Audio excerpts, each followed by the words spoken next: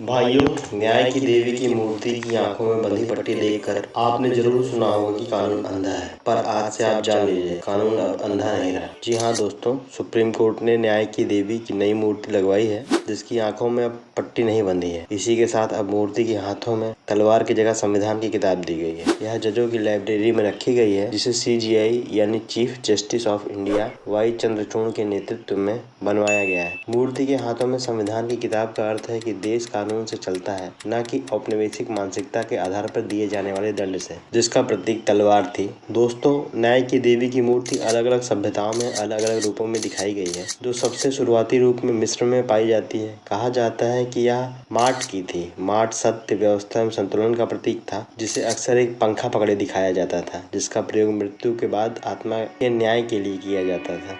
Greek और Roman सभ्यता ने खुद की न्याय की मूर्ति बनाई। ग्रीक देवी थीमिस कानून और व्यवस्था का प्रतिनिधित्व करती थी, जबकि उनका बेटा डाइक न्याय और नैतिक व्यवस्था का प्रतीक था। थेमिस को तराजू पकड़े दिखाया गया था। इन्हें ही न्याय की देवी का शुरुआती रूप माना जाता है। रोमन पौराणिक कथाओं में थेमिस को देवी जस्टिसिया के साथ जोड़ा गया, जो आज न्याय की देवी है। दोस्तों, यह भी जानना जरूरी है कि इस मूर्ति में बदलाव की जरूरत पड़ी क्यों। दरअसल न्याय की देवी का कॉन्सेप्ट भारत में ब्रिटिश औपनिवेशिक काल से आया। भारत में ब्रिटिश शैली की अदालतें एवं कानूनी संस्थाएं भी इसी तरह की हैं। पुरानी प्रतिमा जो आपको अक्सर अदालत, लॉ कॉलेज एवं कानूनी संस्थाओं के बाहर देखने को मिल जाती होंगी, वह रोमन पौराणिक कथाओं वाली देवी जस्टिसिया है। सुप्रीम कोर्ट ने न्याय की मूर्ति के बदलाव का निर्णय भारतीय कानूनी प्रतीकों को आधुनिक बनाने और औपनिवेशिक छवि को हटाने के लिए CJI ने यह बात जोर देकर कही, भारतीय विरासत को ब्रिटिश विरासत से आगे बढ़कर न्याय का नया रुख अपनाना चाहिए।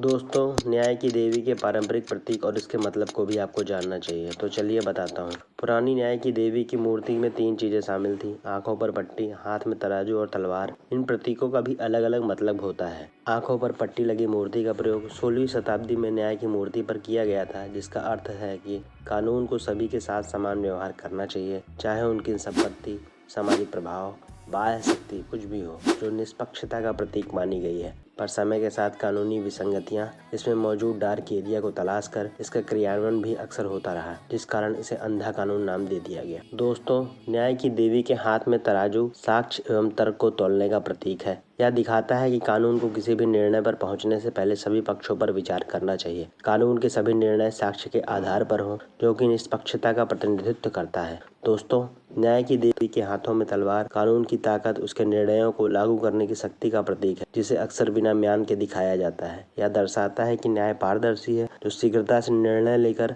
निर्दोष की रक्षा करने एवं दंड देने में सक्षम है। दोस्तों, औपनिवेशिक कानून में शीघ्रता, दंड और आंखों पर पट्टी को यह बताया गया कि यह कानून के अंधा होने की निशानी है, जो कि प्रचलन में आ गया। इसलिए कानून के निष्पक्ष प्रतिमानों को दिखाना और कानून को वर्तमान की जरूरत के आधार पर लाना एक सराहनीय प्रयास है। दोस्तों, आपको मेरा वीडियो कैसा लगा कमेंट कर बताना न भूलिएगा, और साथ ही साथ सब्सक्राइब भी करना मत भूलिएगा। धन्यवाद, मिलते हैं।